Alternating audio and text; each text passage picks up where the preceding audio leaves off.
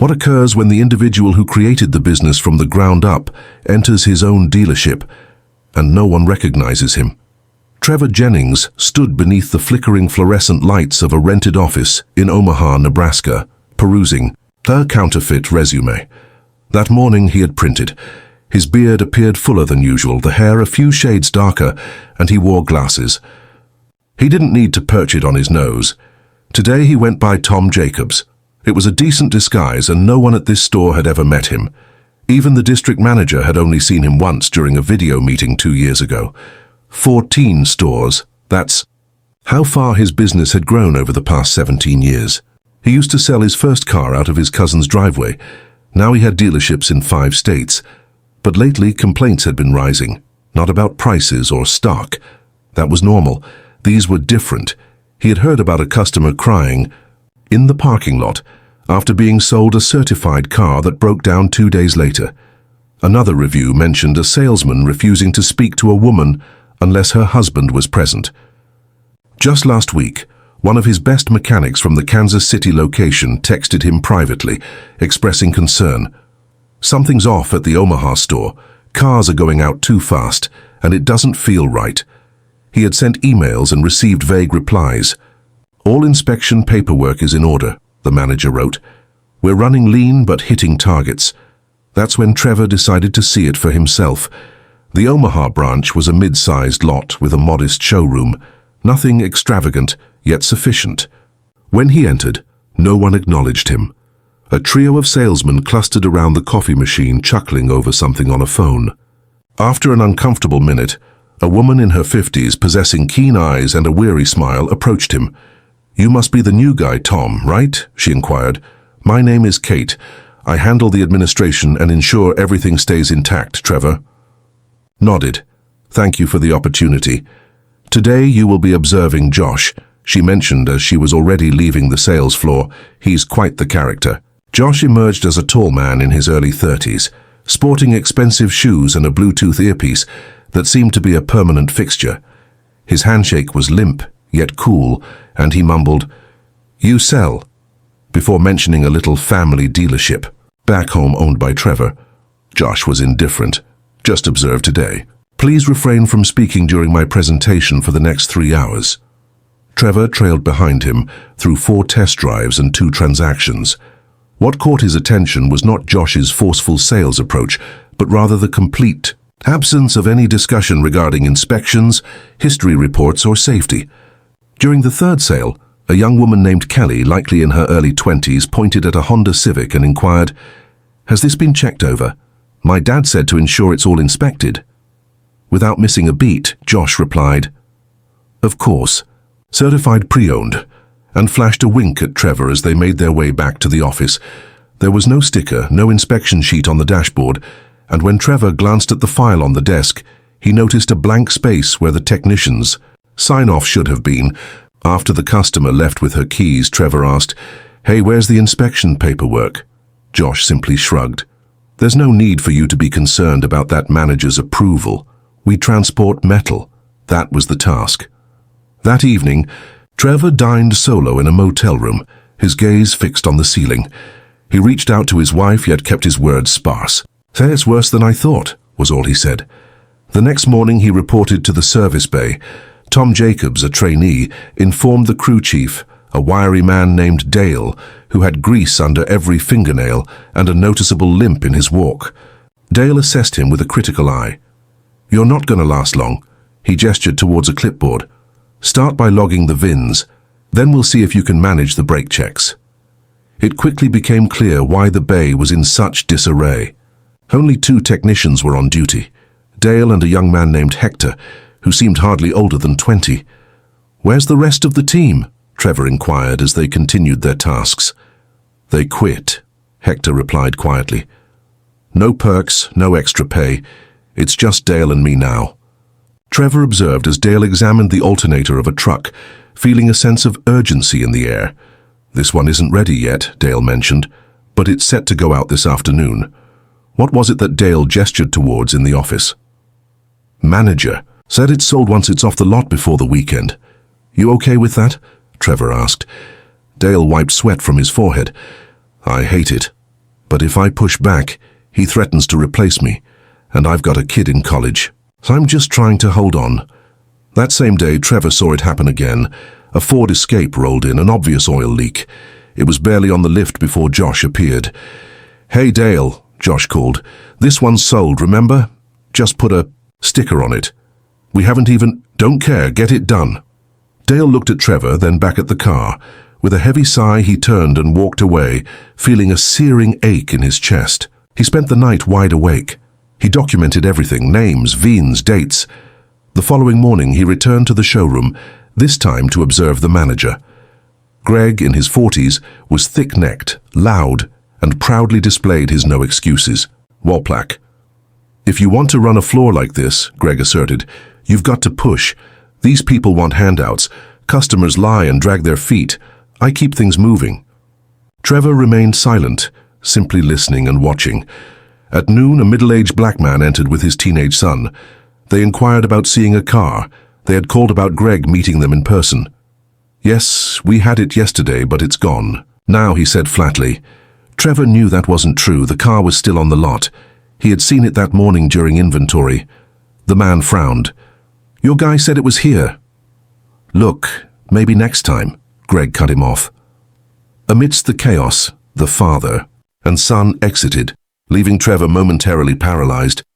Greg glanced back, noting how some simply squander time.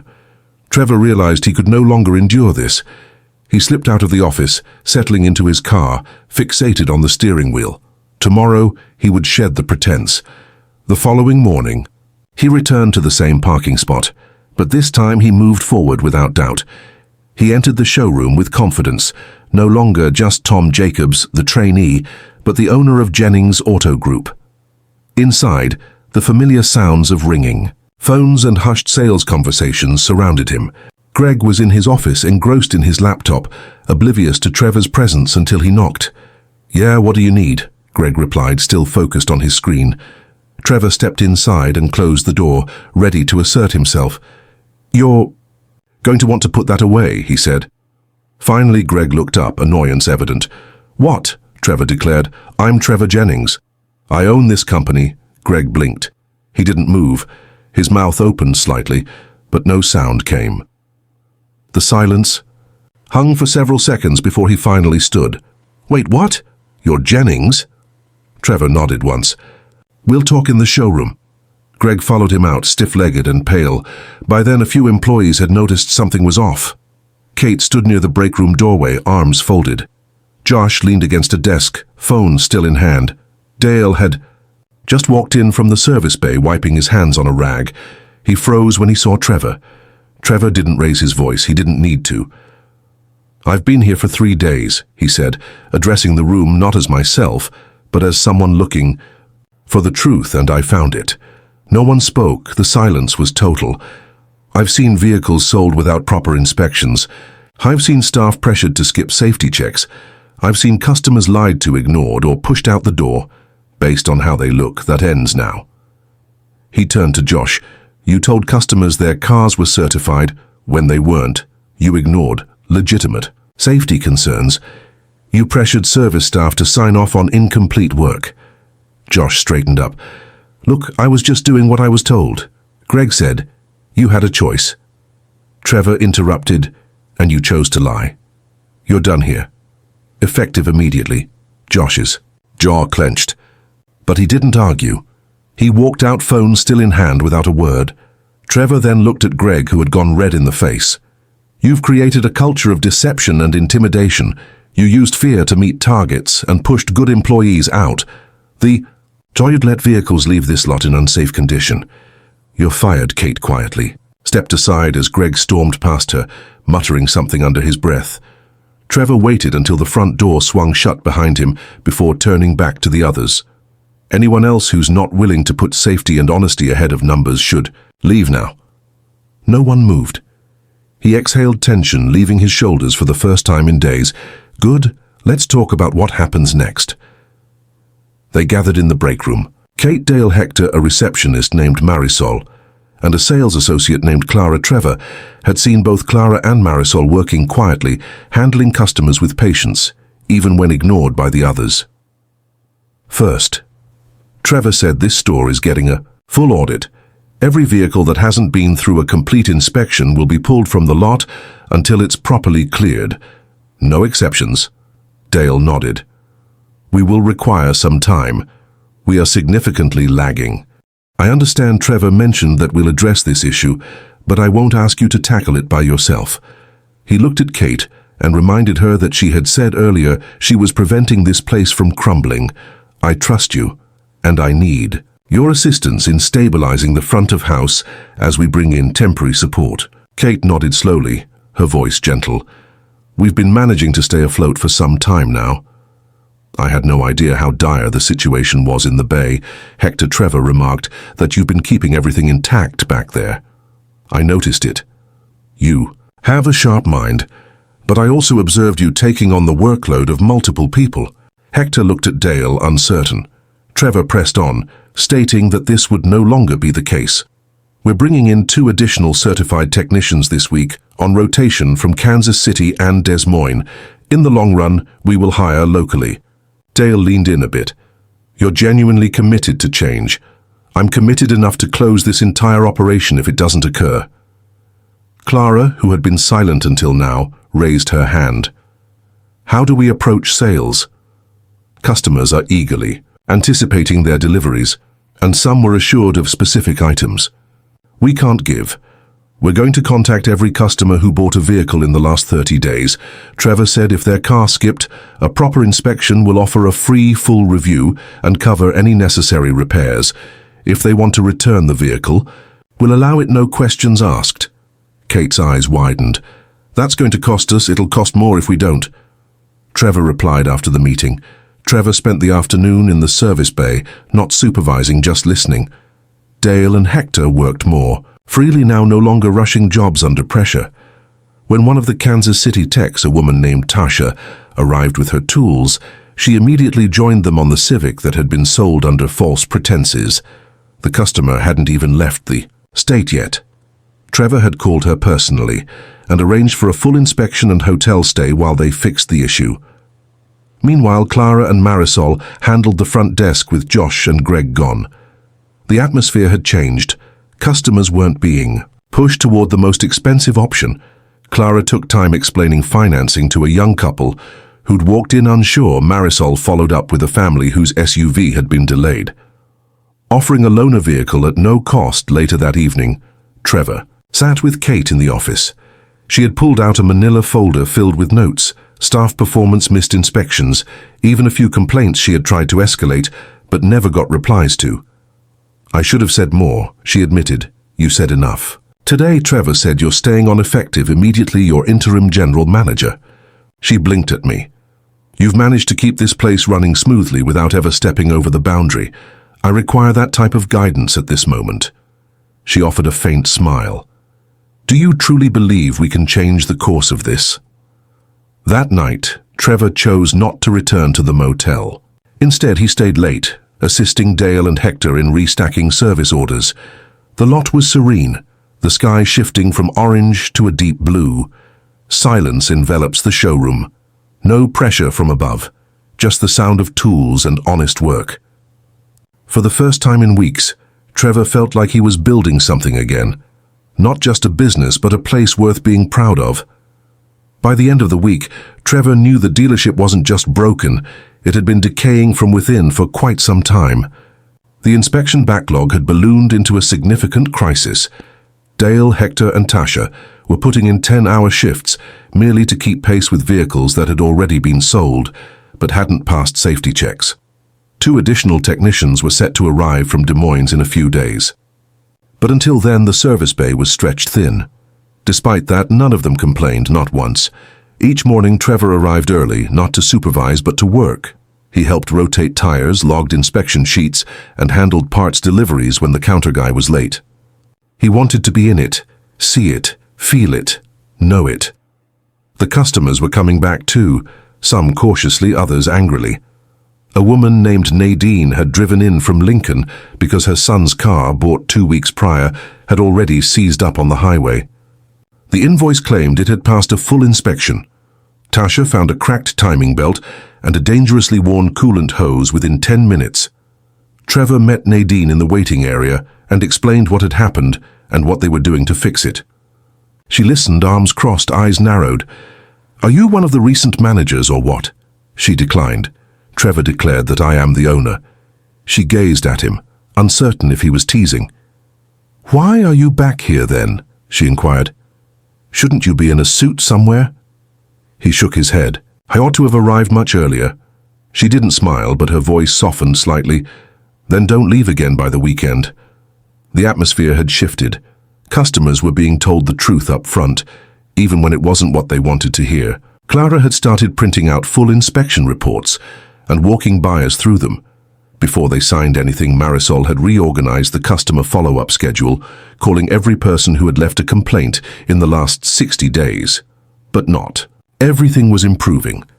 Trevor noticed a pattern with one of the newer hires on the sales floor. Read, he was young, maybe mid-20s, with a clean haircut and a loud way of speaking that carried across the showroom. At first, Trevor thought he was just energetic, eager to prove himself. Then he overheard a conversation. A couple in their late 60s had walked in, asking for something reliable and simple.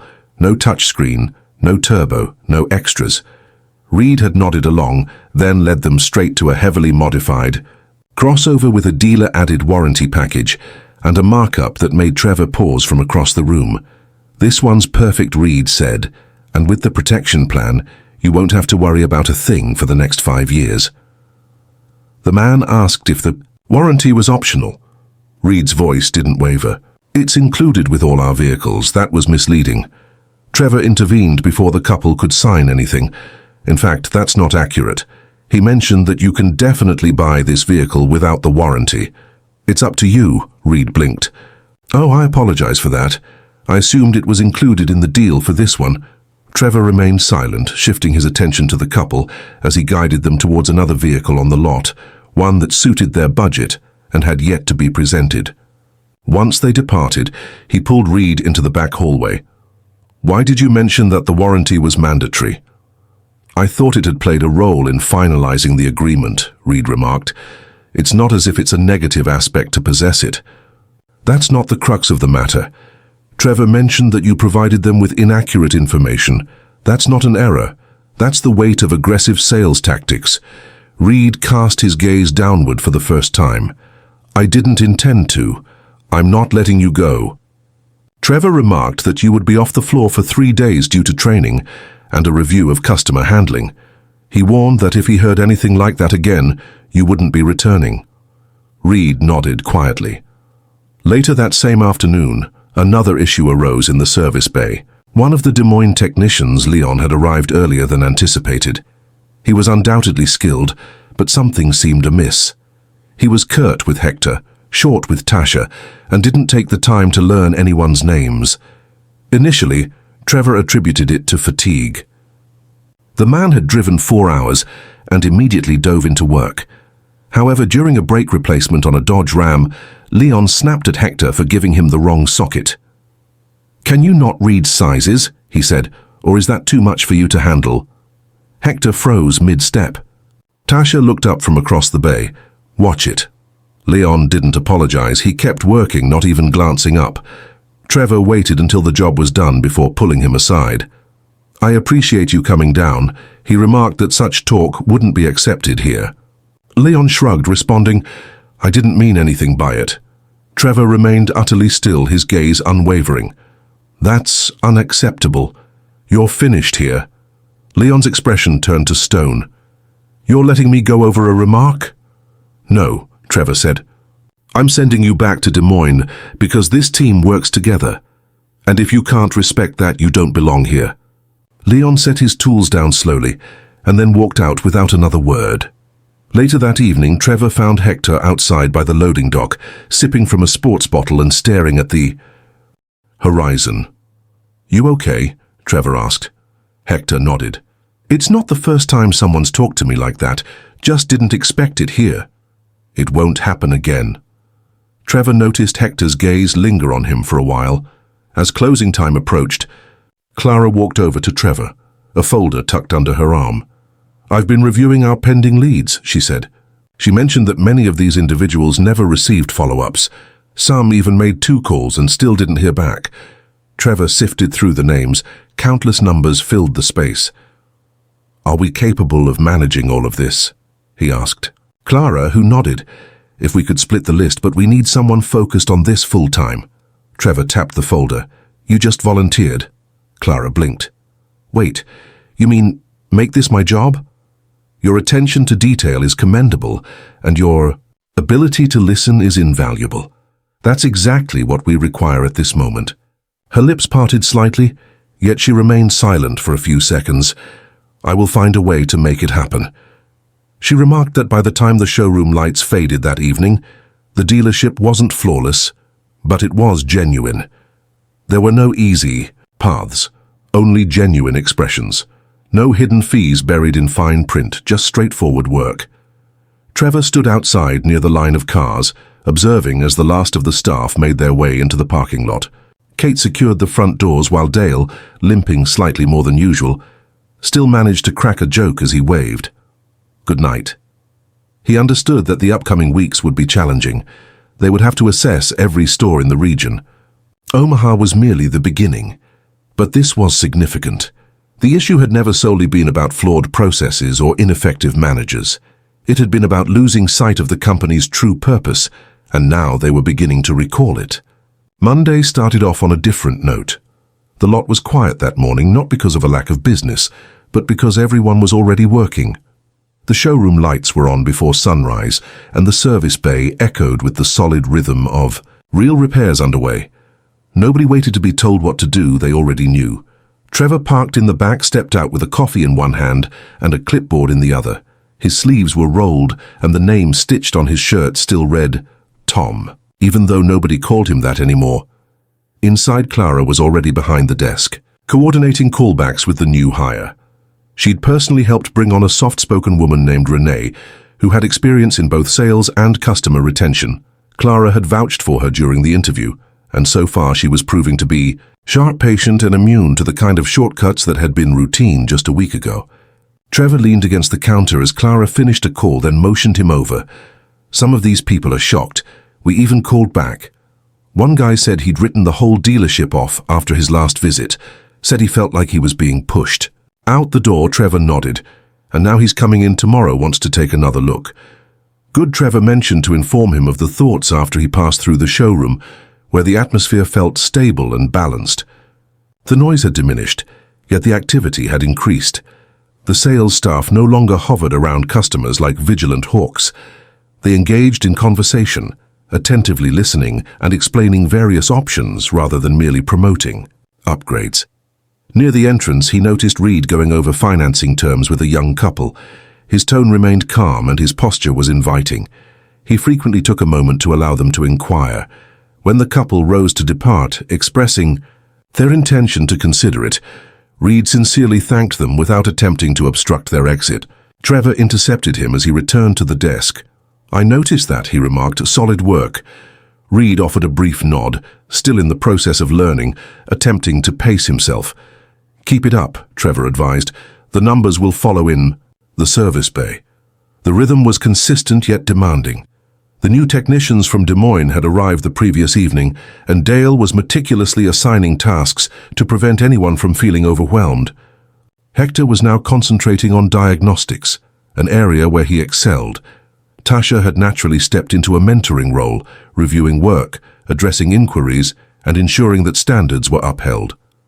Trevor approached Dale near the parts counter, asking, "Are you getting enough support now?" Dale scratched the back of his neck. "We're keeping it together. Still operating on a tight budget, but it's under control." Trevor assessed him closely. "You're limping more than you were last week." "I'm fine," he replied. Dale said he quickly pulled something. "That's it. You're not okay. Trevor mentioned that you have an appointment with a specialist. I'll take care of it, and until then, you're off the lift. You can oversee, but I don't want you fiddling with anything." Dale started to protest, but then fell silent. "I appreciate that he mentioned." Trevor nodded. "You earned it by midday."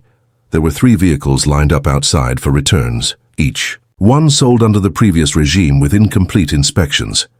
Trevor had anticipated backlash, but the customers who came in were surprisingly calm. Not happy, but calm. One man, a retired firefighter named Carl, had bought a pickup that turned out to have frame rust. He pulled up tight to the glass and walked in with a folded printout of the original listing. "I don't want to fight," Carl said. "I just want something safe." Trevor sat with him in the corner office and went over everything. They refunded his down payment, offered a replacement at cost, and provided him a loaner in the meantime. Carl stared at the paperwork, then looked up. "You know," he said, "last time I was here. Today felt different. They made me feel like I was interrupting something." That was the goal, Trevor said. Back on the floor, Kate was settling into her interim general manager role with quiet determination. She didn't shout or rush. Instead, she asked questions that others hadn't thought to ask. She walked the lot twice a day, checking tags and reading inspection sheets, catching small issues before they escalated. She spotted Trevor near the vending machine. He had a sales lead today from a woman who felt ignored by the last manager. She came in with her daughter, and nobody would speak to her unless her husband was present. Trevor's jaw tightened. He vowed that would never happen again. "I want to know right away. Won't Kate say I've made it clear?" As the afternoon progressed, a familiar face entered. Someone Trevor hadn't anticipated encountering again. It was the father and teenage son who had come by the previous week, the ones Greg had dismissed so abruptly. The son noticed Trevor first and nudged his father. Trevor approached them, pleased to see them again. The older man responded with a decisive nod, expressing his desire to return. "I was uncertain about what prompted your change of heart. Someone from your office reached out and mentioned that you were now under new management. I thought it would be worth giving it another try." Trevor motioned toward Clara, who had just wrapped up with a customer. With a calm and easy demeanor, Clara approached, assuring you that she would take care of you. She never inquired about their budget. She inquired about their needs. The son clarified that he would be starting college in the fall. They sought something compact, dependable, and understated. 2 hours later, they drove away in a used Corolla that had just passed a thorough inspection that morning. No forced add-ons, no pressure. That night, as the sun dipped low, Trevor stayed behind in the service bay, helping Hector organize tool carts. The air smelled of oil and fresh paint, but the tension that had once haunted the space was gone. "You think it'll stay like this?" Hector asked, stacking socket trays. Trevor leaned against the workbench. "It won't endure unless we safeguard it. Standards falter when oversight is absent. You'll remain vigilant each day." The following morning, Trevor remarked. Trevor convened a regional meeting, opting for an in-person gathering rather than a video call. He invited the general managers from each dealership within the Jennings Auto Group and delivered a clear message. Omaha served as a wake-up call. He acknowledged that we lost sight of our identity, and he took responsibility for it. However, he assured us it wouldn't occur again. He unveiled a new policy requiring mandatory third-party inspections for all certified pre-owned vehicles, along with random audits every quarter. He also announced the establishment of an internal ethics board comprising employees from all levels, not just management.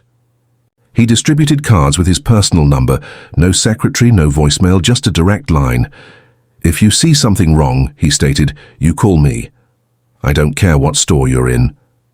Some of the managers appeared uneasy, while others nodded, slowly, yet all of them grasped the situation. Back in Omaha, things didn't improve overnight. There were still long days, tight schedules, and customers to win back. But there was pride once more. Real pride. Trevor strolled through the lot one evening and spotted Kate sitting on the curb enjoying a sandwich. He took a seat next to her. "We're still missing 2 texts.